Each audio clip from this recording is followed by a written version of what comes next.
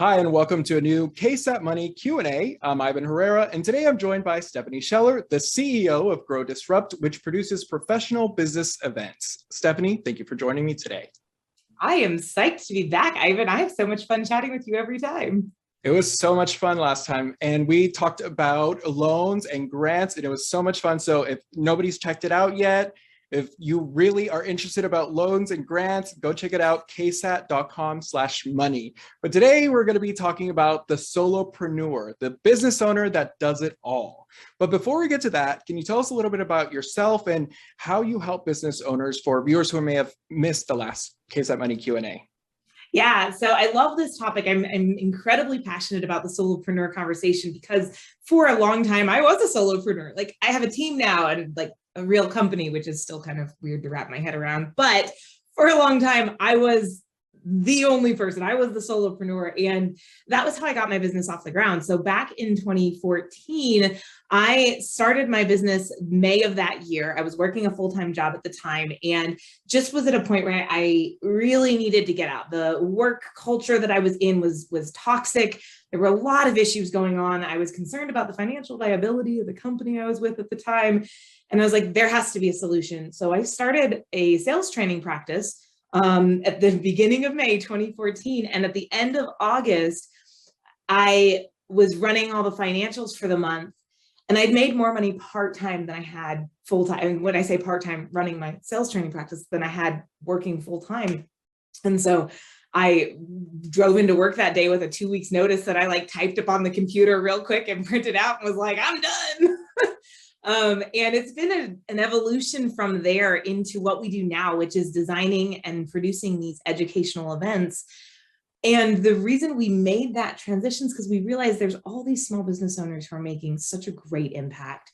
And all too often they do not see themselves for who they are. And we wanted to create space for them to do that so they can thrive as a business owner, as a person, give them tools, and just see how incredible they are and the impact they're making. So there you go.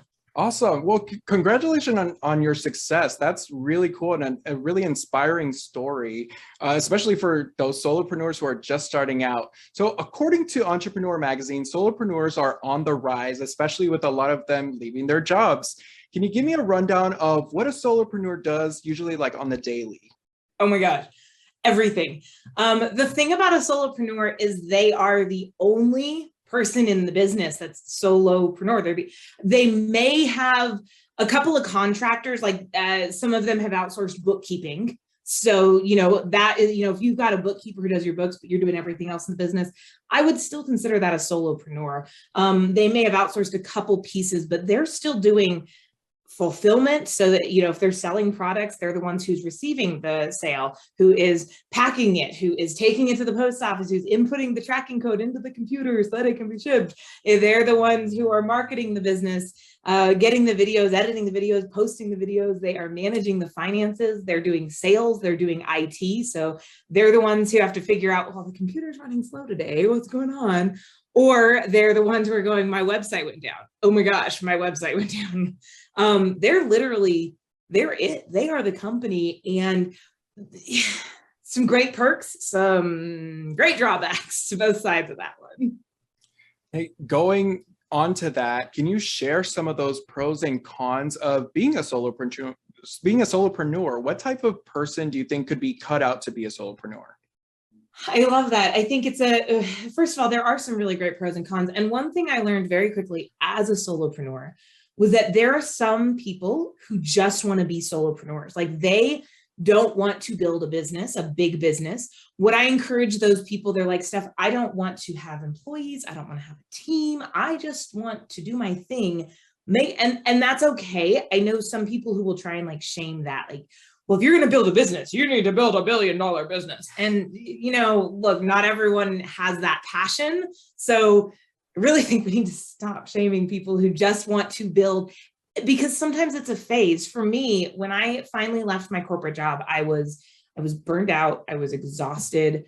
I was very much broken down, and I just needed time to just rest.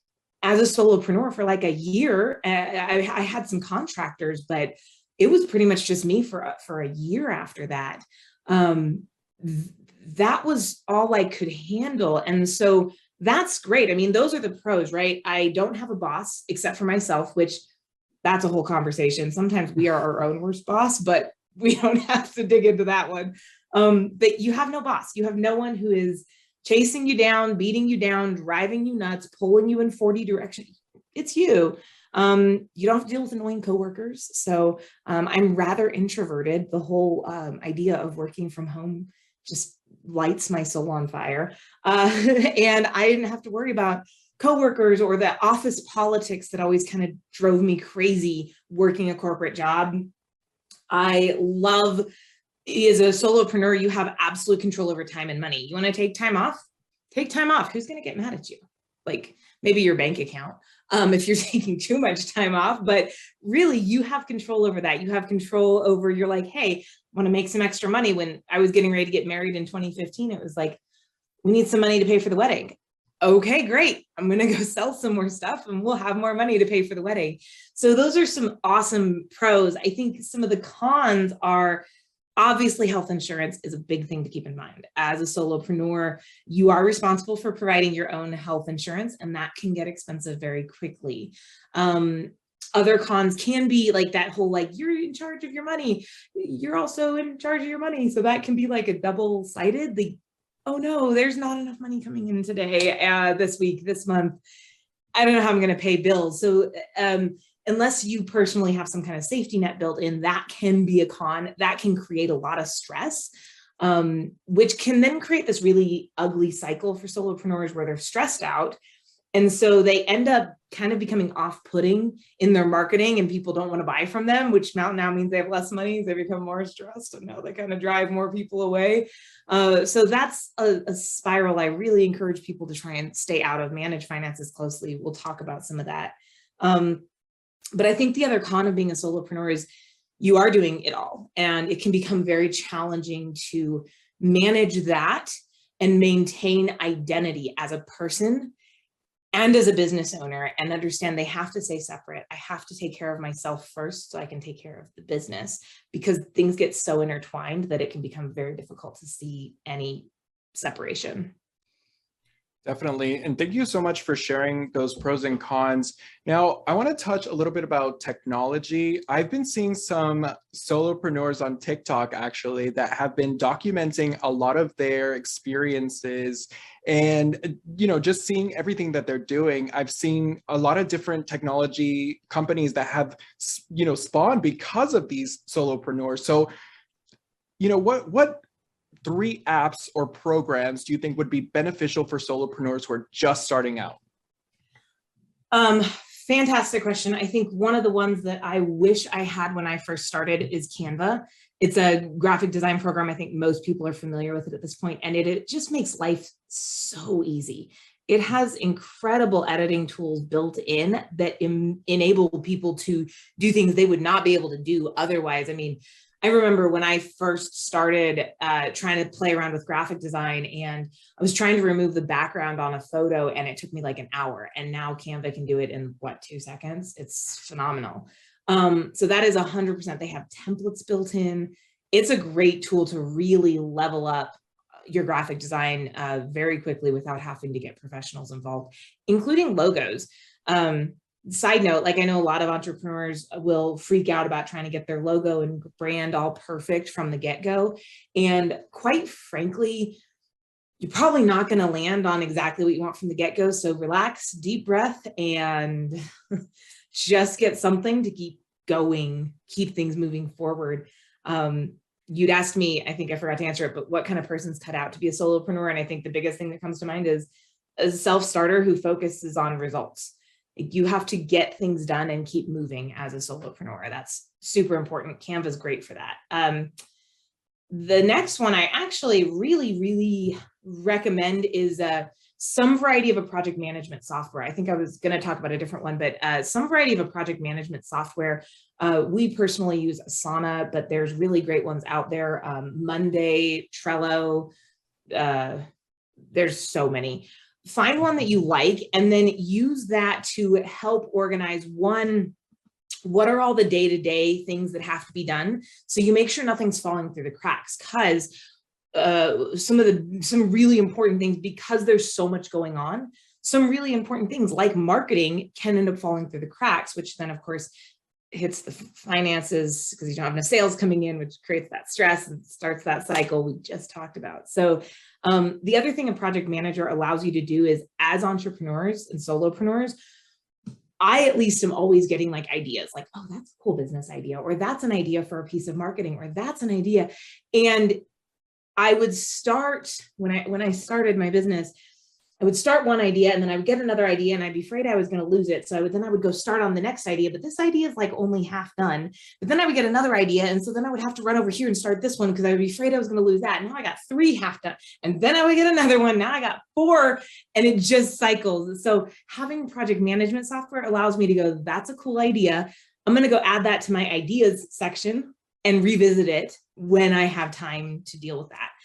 And the last one I would recommend is, honestly, one I think most people already have, which is either the Office suite or the Google suite. Make sure you have something that you can do, Word docs in. Make sure you have something that, like the Excel spreadsheets, especially for solopreneurs and startups, having some variety of a sheet really makes managing finances a lot easier. So have a spreadsheet that you are using to manage your finances, and it will save you so much frustration. Yeah. I love all of those program suggestions only because I've used every single one of those. Just speaking, personally from a work standpoint, I use Trello a lot and I really love it for managing projects. I don't use Canva, but I do use the Adobe Creative Cloud suite, which has a lot of the similar things that Canva does.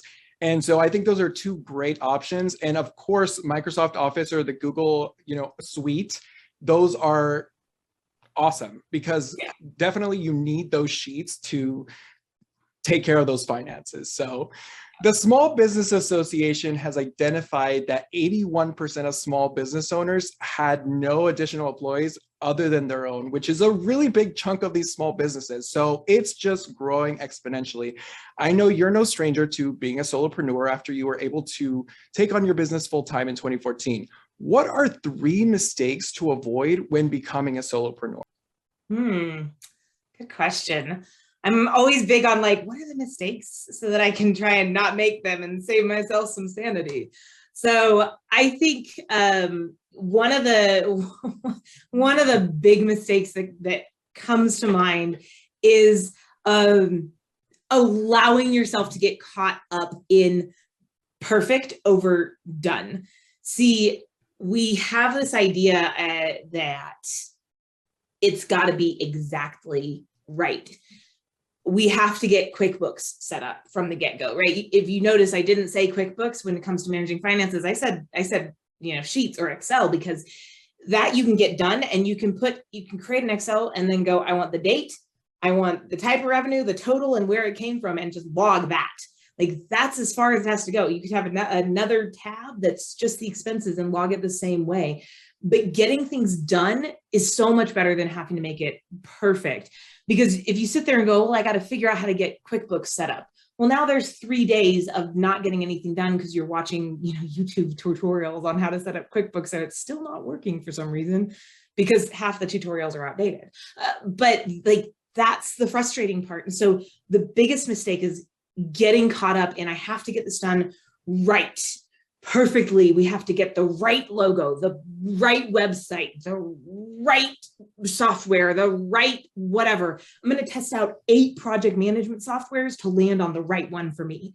No, get one going and just go with one.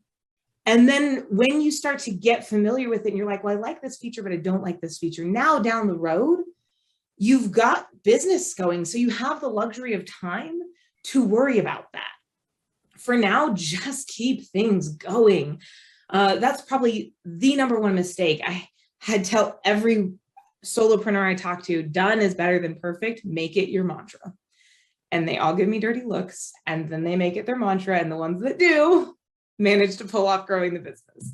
So that would be mistake number 1. And then mistake number 2 is is related to marketing and sales. So the first element of this is confusing the two. Marketing is driving brand awareness and traffic. That's all it is. It's trying to drive brand awareness and traffic and interest and all of that stuff that is going to be needed to convert into sales. Sales is where the conversion process actually happens. And you need marketing in order to get people to the position where they're ready to buy. But a lot of times we end up sitting there and not doing enough marketing, or we end up only marketing and not connecting it into the conversion process. So let's say your website is your conversion process. You need to get people to the website so that they can do shopping on your cart and put stuff in the cart and check out. Well, if all you're focused on is, well, I need to get more sales, and you neglect this marketing side, then you end up with no traffic and no sales. And the marketing side, I mentioned, the project management software is so helpful because it helps make sure that stuff isn't falling off that shouldn't be falling off, like marketing, for example. It is so easy to get caught up in the day-to-day and not do the stuff that's going to drive that awareness, that's going to drive people into your sales process. And so understanding marketing and sales are two different things. And I have to be constantly fine-tuning my sales process to make sure I'm converting at a higher rate, or sometimes even just maintaining my conversion rate. Because if you have a great process that's working, but something changes outside of your control, that process could stop working. So we have to have time to manage and fine-tune the sales process. We have to have time to be putting out marketing messages, get creative. The best piece of advice I tell people is to remember that marketing is a skill set that you need to become a student of. It's constantly evolving. Take time to learn as much as you can about it. No one will market your business as well as you will. And if you're a solopreneur, literally no one's marketing your business if you're not. So understand the difference between the two and the importance of dedicating time to both of those. And I think the last one is not taking time to manage finances.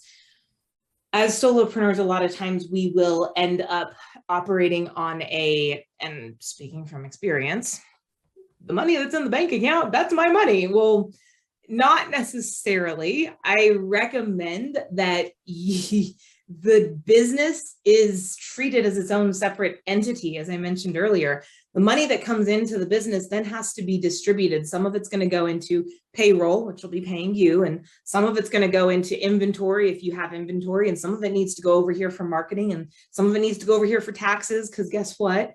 No one's paying your taxes for you anymore. You got to do that. And the government is really sticky about that. They do not like it when you don't pay your taxes. I don't know what's wrong with them.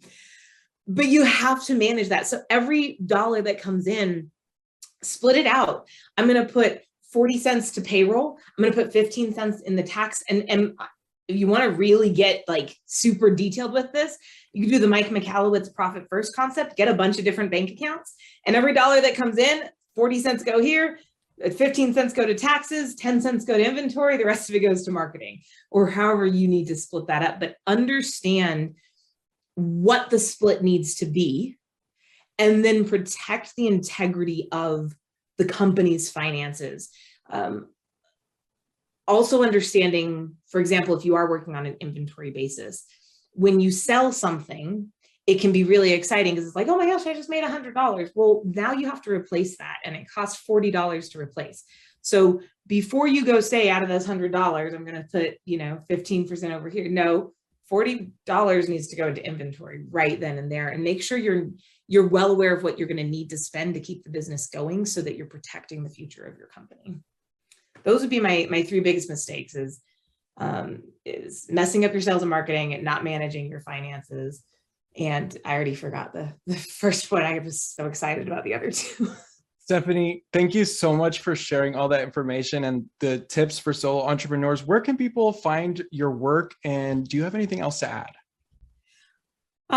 Yes, so they can find us. We have two websites. So we have the company website, which is growdisrupt.com. And then we have my website, which is thestephaniescheller.com. The Stephanie Scheller, like the one and only, the coolest, the only, has a lot of resources as far as marketing and sales and how to keep those wheels turning. So that was kind of I should work on that. yeah, I would go there, and there's webinars, there's articles, there's so much good stuff over there. Other than that, I would just encourage, the solopreneurs who are looking at getting started, the wantrepreneurs that are wanting to get started to become a solopreneur, and the solopreneurs that are there now, is just recognize the incredibly vital, valuable role you're playing in our economy right now, and take care of yourself. You're incredible. Cut yourself some slack, give yourself a break, and become a student of running a business, a solopreneur business, if that's what really keeps you excited, because you're amazing. Great advice. Great advice. Stephanie Scheller with Grow Disrupt, thank you so much for joining me on this KSAT Money Q&A. Have a wonderful day. You as well.